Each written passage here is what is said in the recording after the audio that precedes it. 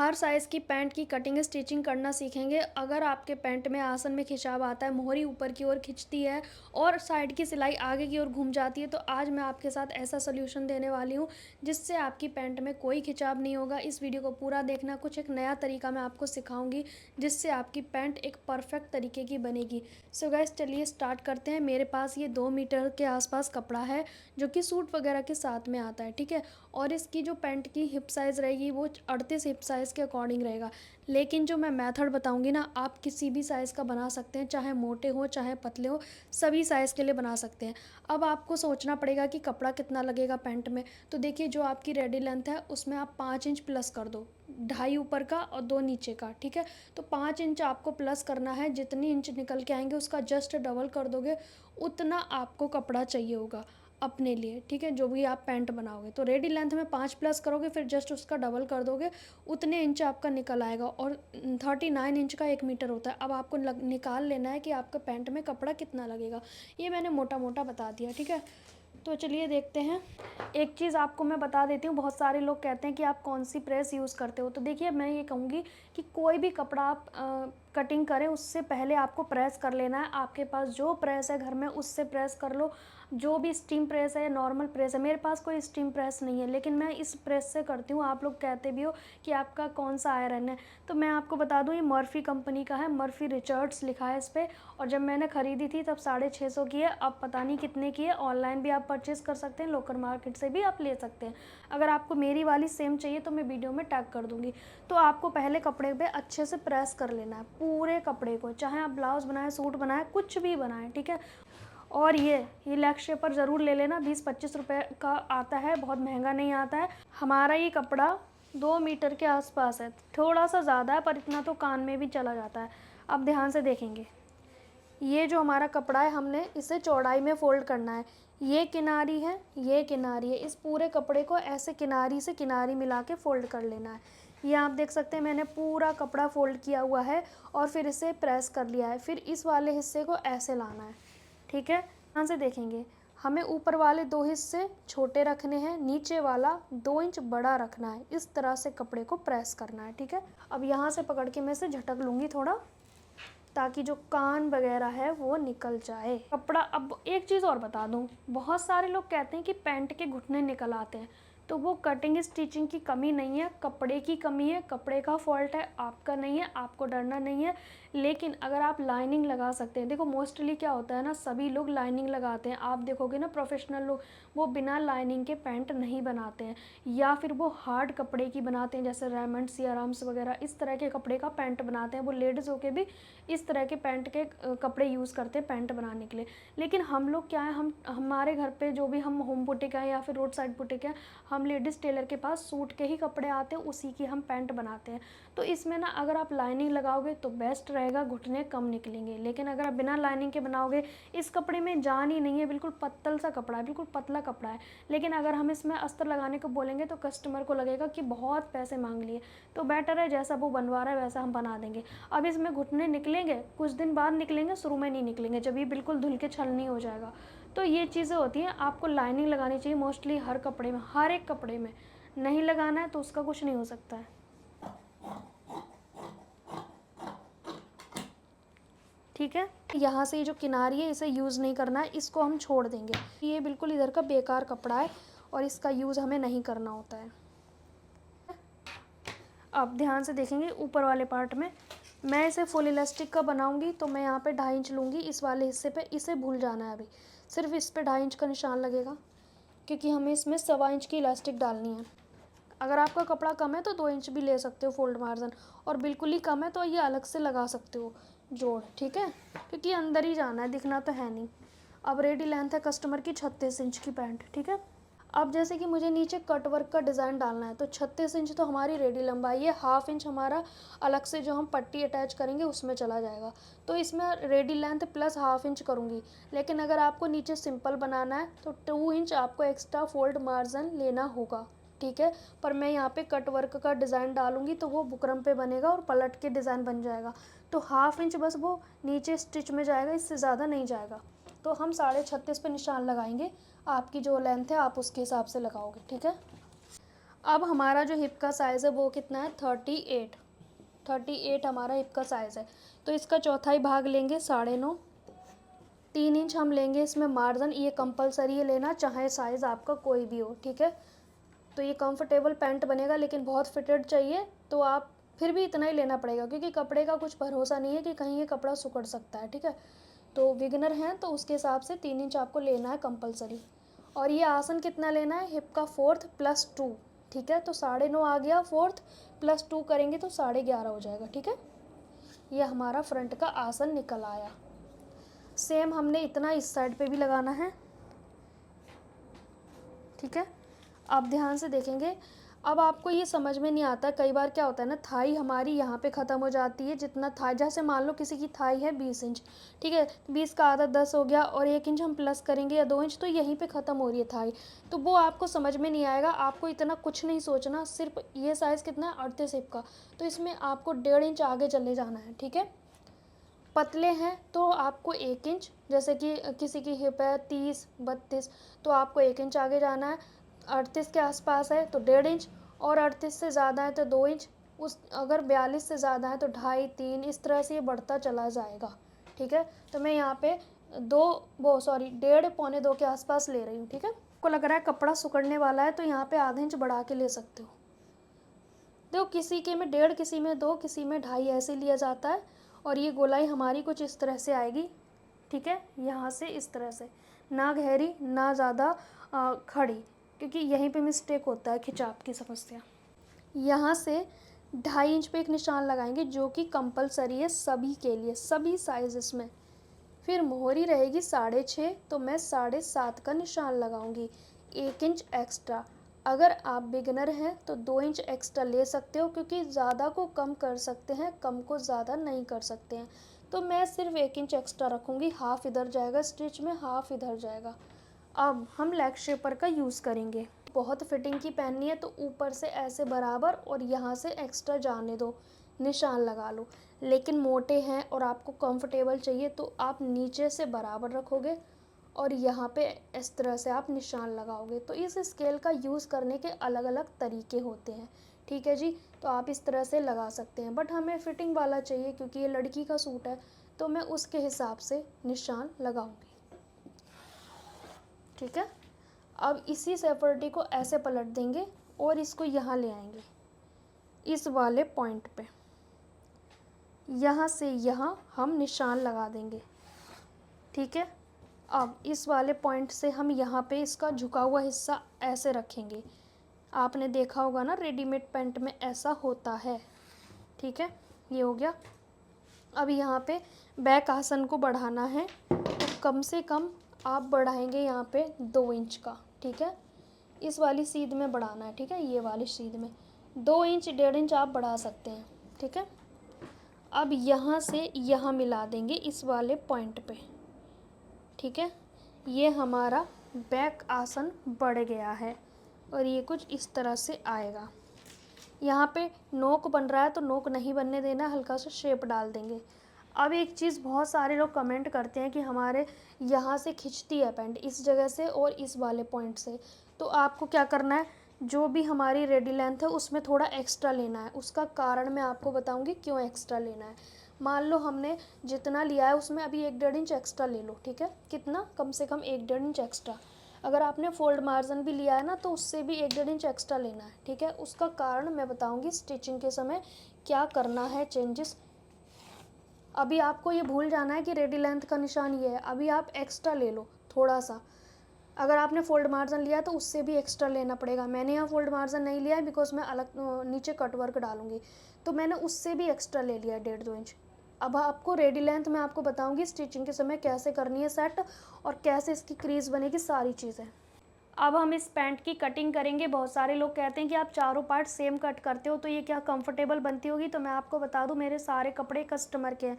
आपके चक्कर में मैं कस्टमर के कपड़े थोड़ा ना ख़राब करूँगी, आप खुद ही सोचो। पैंट परफेक्ट बनता है। अगर भरोसा नहीं है तो पैंट की वीडियो पे जाके आप देखिए, कमेंट पढ़िए, बहुत सारे लोगों ने पैंट बनाया है और अपने रिव्यू शेयर किए हैं। तो आप मेरे चैनल की किसी भी पैंट की वीडियो को क्लिक करके कमेंट बॉक्स पढ़िए, उसके बाद भरोसा हो जाए फिर आप पैंट को बनाइएगा। अब आपका कहना है कि मैं मार्जिन अलग से नहीं लेती, तो मैं आपको बता दूं, जो मैंने 3 इंच एक्स्ट्रा मार्जिन लिया है वो चारों पार्ट में डिवाइड हो गया। 3 को 4 से भाग करेंगे तो 12 इंच मार्जिन हमारा इसमें इंक्लूड हो चुका है। तो आपको इतना डरने की कोई ज़रूरत नहीं है, मुझ पे भरोसा करिए, एक बार पैंट को ट्राई कीजिए। वहाँ बैठ के बनाओ एक।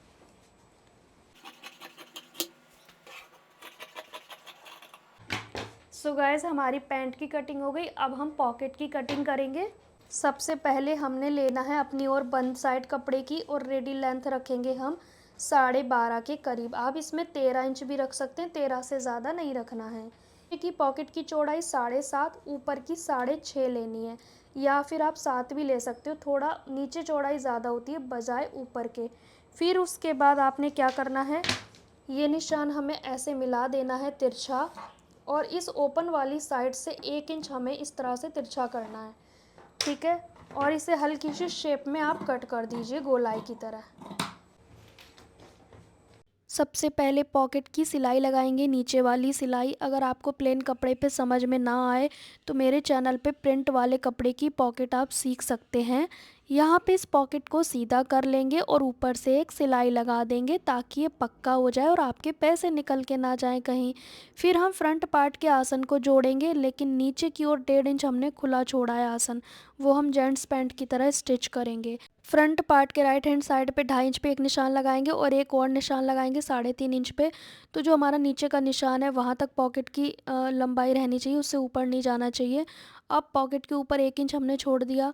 अब यहाँ से 5.5 या 6 इंच का गैप रख सकते हो, बहुत मोटे हो तो 6 इंच का, अदरवाइज़ 5.5 का।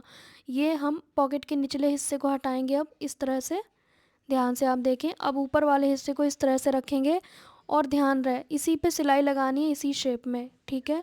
और ये हमने फ्रंट पार्ट के राइट हैंड साइड पे लगाया है और सीधी साइड पे ही लगाना है। अब इसे पॉकेट को हम कट, यहाँ पे कट लगाएंगे, जो एल बना हुआ है यहाँ पर। थोड़ी मेरी कैंची पुरानी हो गई है तो थोड़ा कट लगाने में प्रॉब्लम हो रही है, तो इस तरह से कट लगाएंगे, बस सिलाई ना कटे। फिर पलटते हुए इसे सिलाई लगा देंगे।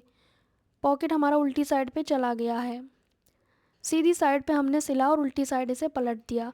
अब ऊपर के पॉकेट के हिस्से को बंद कर लेंगे।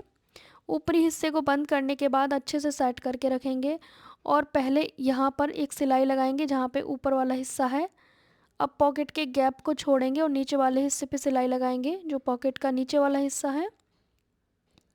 पॉकेट के गैप को मैंने छोड़ दिया है, ठीक है। आज मैं आपके साथ बहुत ही अच्छी ट्रिक शेयर करूँगी जिससे आसन में खिंचाव नहीं आएगा। अब यहाँ पर पॉकेट के ऊपरी हिस्से को रोक देंगे ताकि ये डिस्टर्ब ना करे जब हम नेफा फोल्ड करें। बैक आसन को जोड़ लेंगे और नीचे से 1-1.5 इंच खुला छोड़ देंगे, क्योंकि मैंने जैसे कहा कि हम बाद में जोड़ेंगे। अब दोनों पार्ट की साइडें जोड़ लेंगे, फ्रंट और बैक दोनों पार्ट आपस में जोड़ देंगे साइडें, और सीधी साइड अंदर की ओर है दोनों की। इसमें हमें साइडें भी जोड़ लेनी है और जो आसन के पास नीचे मोहरी तक जो सिलाई जाती है पैर की, उसे भी लगा लेंगे। तो दोनों साइड स्टिच हो गई। अब हमने ये जो नीचे की मोहरी वाली सिलाई है वो आसन तक जाएगी ना, इसे भी लगा लेंगे, और जो आसन हमने खुला छोड़ा है उसे हम जेंट्स पैंट की तरह बाद में सिलेंगे। तो पहले हम साइड जो पैर की सिलाई बोलते हैं ना, ये लगा लेनी है। आई थिंक आप समझ पा रहे होगे। दूसरे साइड के पैर की भी सिलाई हम ऐसे ही लगा लेंगे। हमने कटिंग के समय 1/2 इंच मार्जिन लिया है, तो उसी के हिसाब से हम सिलाई में दबाते हुए जाएंगे, ठीक है। तो इस तरीके से आपने नीचे तक मोहरी तक सिल देना है, और बहुत स्लो प्रोसेस में। मैंने थोड़ा फास्ट इसलिए किया है बिकॉज़ वीडियो बहुत बड़ा है। आप चाहें तो मुझे कमेंट कर देना कि मैं वीडियो बड़ा रखूं या फास्ट रखूं, ठीक है, जैसे आप समझ पाएँ। अब ऊपर नेफा फोल्ड करने के लिए 2.5 इंच पे निशान लगाएंगे। पूरे राउंड पे 2.5 इंच पे निशान लगाना है। अब आपको कोई प्रॉब्लम नहीं आएगी फ़ोल्ड करने में, क्योंकि एक मैं नया तरीका बताऊंगी। जो बिगिनर है उन्हें फ़ोल्ड करने में प्रॉब्लम आती है, क्योंकि बैक आसन हमारा बड़ा हुआ होता है। तो सबसे पहले क्या करना है, आपको 1/2 इंच मतलब सिंगल फ़ोल्ड करना है। 1/2 इंच या 1/4 इंच कह सकते हो आप। सिंगल फ़ोल्ड किया है मैंने, ध्यान से देखो, और बैक आसन के पास से सिलाई लगाना शुरू किया है। सिर्फ आपको सिंगल फ़ोल्ड करना है फ़िलहाल के लिए। जिन लोगों से झोल आता है नेफ़ा फ़ोल्ड करने में, उनके लिए बहुत ही आसान ट्रिक है। तो पहले आप सिंगल फ़ोल्ड करेंगे, इससे क्या है ना, बिल्कुल भी झोल नहीं आएगा नेफ़े में और आप ईज़िली इलास्टिक डाल सकते हो। बिकॉज़ कमेंट आते हैं कि दी हमसे नहीं होता है फ़ोल्ड, हम सीधा फ़ोल्ड कर सकते हैं क्या? अगर हमने तिरछा कट किया है और उसे सीधा फ़ोल्ड कर लेंगे तो उसका कटिंग का फ़ायदा क्या है? क्योंकि हमें तो बैक आसन बड़ा चाहिए ना, और आप सिलते समय सीधा कर दोगे तो उसका कोई रीज़न नहीं बचता है, कोई लॉजिक ही नहीं बचता है कट करने का। इससे अच्छा तो हम सीधा ही कट कर लेते, है ना? तो हमें सीधा ना कट करना है, ना सीधा फ़ोल्ड करना है। हमें अपने निशान के हिसाब से ही फ़ोल्ड करना है ताकि सिलने के बाद हमारा बैक आसन बड़ा आए। ठीक है? अब हमें प्रॉपर फ़ोल्ड करना है, जो निशान हमने लगाया है उसके हिसाब से। और हमारी इलास्टिक की चौड़ाई रख के देख लेनी है। इलास्टिक की चौड़ाई से नेफ़े की चौड़ाई ज़्यादा होनी चाहिए, ये ज़रूरी है और ये कंपलसरी है। ठीक है? क्योंकि इलास्टिक नहीं तो उसमें जाएगा नहीं। तो अब हम निशान के हिसाब से फ़ोल्ड कर रहे हैं। ठीक है? तो झोल आने का कोई भी चांस नहीं है। लेकिन ये कपड़ा इतना ख़राब है ना कि इसको सिलना मतलब बहुत डिफ़िकल्ट था, क्योंकि इतना ज़्यादा टेढ़ा कपड़ा है ये। अच्छा कपड़ा बिल्कुल भी नहीं है। तो आप इस तरह के कपड़े ना सिलें तो ये अच्छा है, अगर आप बिगिनर हैं तो। क्योंकि जिन कपड़ों में बहुत ज़्यादा टेढ़ा-मेढ़ा होता है ना, उन्हें सँभालना मुश्किल होता है, और मेरा तो ये कस्टमर का है तो मुझे तो बनाना ही पड़ेगा। तो यहाँ पे 2 इंच मैंने गैप छोड़ा है, जहाँ से मैंने इलास्टिक डालना स्टार्ट किया है। और इलास्टिक कितना लिया है, पिन की सहायता से डाल रही हूँ मैं। इलास्टिक मैंने लिया है हिप -12, जो आपका हिप है उसमें 12 माइनस कर देना है। बाकी आप अपने कम्फर्ट ज़ोन के अकॉर्डिंग भी डाल सकते हैं, आपकी अपनी चॉइस पे डिपेंड करता है। अब दोनों कॉर्नर आपस में जोड़ दिए और इसकी गैपिंग को हम क्लोज़ कर देंगे, स्टिच कर देंगे। ध्यान रहे, सिलाई इलास्टिक के ऊपर नहीं चलनी चाहिए। इलास्टिक के ऊपर नहीं जानी चाहिए सिलाई आपकी, वरना हमें खींचने में नहीं बनेगा। तो ये सिलाई हम लगा देंगे। अब एक मोस्ट इम्पॉर्टेंट प्रोसेस है जो करना बहुत ज़रूरी होता है, इस तरह से खींचना है। आपको लगता है कि 1-2 बार खींचने से हो गया, नहीं, आपको कई बार घुमा-घुमा के इसे स्ट्रेच करना है ताकि पूरी गैदर इक्वल हो जाए। और फिर आपको बीच सेंटर में सिलाई लगानी है और हाथ से ऐसे पकड़ना है नाजुक तरीके से, ताकि हमारी गैदर हिले-डुले नहीं, और इस तरह से खींच के आपको सिलाई लगानी है। सॉरी अगर मेरा सिर दिख रहा है, इसके लिए सॉरी। और मैं आपको बता दूं, हमें खींचते हुए सिलाई लगानी है। बीच में बहुत सारे लोग कहते हैं हाथ की मशीन है, हम कैसे लगाएं? तो उतनी देर आप किसी की हेल्प ले सकते हैं कि आपकी मशीन कोई चला दे और आप इलास्टिक पे सिलाई लगा के कंप्लीट कर सकें, क्योंकि दोनों हाथ फ्री होंगे तभी आप ये सिलाई लगा सकते हैं। तो हाथ की मशीन से भी कर सकते हो आप, लेकिन किसी की हेल्प लेकर। हो सके तो आप पायदान वगैरह ख़रीद लो अपने काम के लिए, तो अच्छा रहेगा, आप अर्निंग करना भी स्टार्ट कर सकते हो। अब मोस्ट इम्पॉर्टेंट है पार्ट ये कि हमें मोहरी फ़ोल्ड नहीं करनी है। उससे पहले हमें इसकी क्रीज़ बनानी है, सेंटर की क्रीज़, जैसे जेंट्स पैंट में बनती है। ये क्रीज़ इसलिए बनानी है ताकि हमारा जो खिंचाव का पोर्शन है वो हमें पता लग जाए कि कहाँ पे कितना खिंचाव है। हमें इससे सीधा करना है, प्रेस करना ज़रूरी है, ये नहीं करोगे तो प्रॉब्लम आएगी पैंट में। तो ये खिंचाव की समस्या को ख़त्म करता है, और छोटा बड़ा होगा ना वो नीचे की ओर हो जाएगा। तो इसीलिए हमने कटिंग के समय एक्स्ट्रा लिया था लंबाई में, ताकि मैं आपको समझा सकूँ, आपको भी ऐसे ही करना है अगर ये वाला प्रोसेस करना है तो। अच्छे से ऊपर तक हमें इलास्टिक तक ले जानी है क्रीज़ बना के, ये नहीं कि आधे में छोड़ना है, बिल्कुल भी नहीं। ऊपर तक आपने क्रीज़ ले जानी है और चारों तरफ से अच्छे-अच्छे से प्रेस करना है। अब हमें रेडी लेंथ यहाँ से नापनी है, ठीक है? ये साइड की सिलाई है, आप सोच रहे हो ना जो इंची टेप रखा है, इस साइड पे जो सिलाई आती है ना वहाँ पे इंची टेप रखा है। कहीं से लंबा खींचना नहीं है, कुछ नहीं करना। जो रेडी लेंथ है उसमें आपको प्लस करके लेना है 2 इंच। अब मेरा तो वर्क वाला डिज़ाइन है तो मैं सिर्फ पौना इंच बढ़ा के लूँगी, बाकी सब कट कर दूँगी। और आपको बस उतना लेना है जितना आप फ़ोल्ड करोगे, क्योंकि मैं तो यहाँ कट वर्क वाला बना रही हूँ इसीलिए। तो एक चीज़ मैं भूल गई, क्योंकि कैमरा मेरा थोड़ा साइड को हो गया है, तो यहाँ पे मैंने इतने पीस कट कर दिए नीचे से। और देखो इसमें छोटा बड़ा दिख रहा है, ये हमारी झोल निकल चुकी है अब कम्प्लीटली। तो इस तरह से आप भी कटिंग कर सकते हैं। अब मैं यहाँ पे ये चिपका लूँगी पेस्टिंग, ये रेडीमेड आती है, इसे आप चिपका के बना सकते हैं। एक साइड से मैं फ़ोल्ड कर लूँगी। तो अब हम इस मोहरी की थोड़ी सी सिलाई खोलेंगे, क्योंकि हमने पहले ही लगा दी थी, क्योंकि हमें क्रीज़ बनानी थी। अब सीधी साइड पे रख के हम इसे सिल देंगे। अगर आपकी पैंट में ज़रा सी भी खिंचाव आ रही है ना, तो आप ये प्रोसेस ज़रूर करना।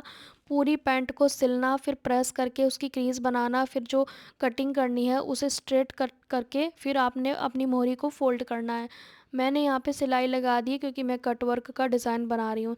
इस तरह के डिज़ाइन में सिर्फ रेडी लेंथ में आपको 1 इंच एक्स्ट्रा लेना होता है या हाफ़ इंच, बस इससे ज़्यादा नहीं लेना होता है। तो क्योंकि हमने तो पोंचे की तरह बना दिया ना पलट के, तो वैसे ही बनाया जाता है सलवार में भी। तो हाफ़ इंच एक्स्ट्रा लेते हैं बस। तो ये चीज़ें बस आप चेंज कर सकते हो अगर आप फ़ोल्ड करने वाला बना रहे हो तो, ठीक है। आपका मार्जिन होगा तो मार्जिन को फ़ोल्ड करना। अब मैं साइड की सिलाई लगा के इसे कंप्लीट कर दूँगी। सो गाइज़, मैं एक चीज़ ज़रूर कहूँगी कि आयरन करने वाला प्रोसेस ज़रूर करना। अब यहाँ पे जो आसन है वो जेंट्स पैंट की तरह मैं सिल दूँगी। इस तरह से फिनिशिंग से आप अपने पैंट को कंप्लीट कर सकते हैं। अब यहाँ पे मैं आपको दिखाती हूँ इसका फाइनल लुक। आप देख सकते हैं ये 38 हिप के साइज़ की पैंट है, लेकिन मैंने जो मेथड बताया आप किसी भी साइज़ की पैंट की कटिंग स्टिचिंग कर सकते हैं। वीडियो कैसा लगा कमेंट में ज़रूर बताएं।